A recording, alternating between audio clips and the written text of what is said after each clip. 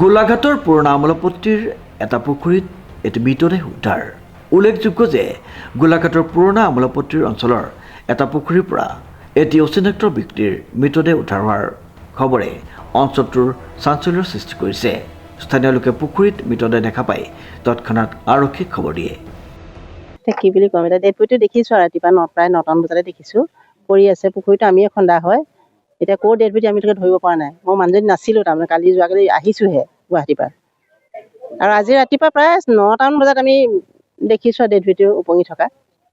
কি বস্তু ধৰিব পৰা নাই, সঠিককৈ ধৰিব পৰা নাই তাৰমানে ডেড বডি নে কি এনে। এতিয়া গম পাইছোঁ ডেড বডি হয়, মানুহৰে হয়। চিনি নাই পোৱা চিনি পোৱা নাই। এইডোখৰ গোলাঘাট পুৰণা আমোলাপট্টি বেঙেনাখোৱা গাঁও পঞ্চায়ত।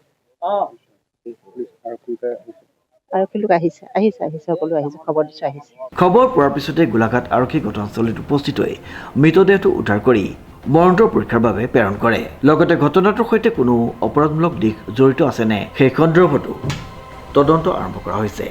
ঘটনাক লৈ স্থানীয় ৰাইজৰ মাজত উৎকণ্ঠা বিৰাজ কৰিছে। আৰক্ষীয়ে মৃত ব্যক্তিজনৰ পৰিচয় চিনাক্ত কৰাৰ বাবে সাধাৰণ লোকৰ সহায় বিচাৰিছে।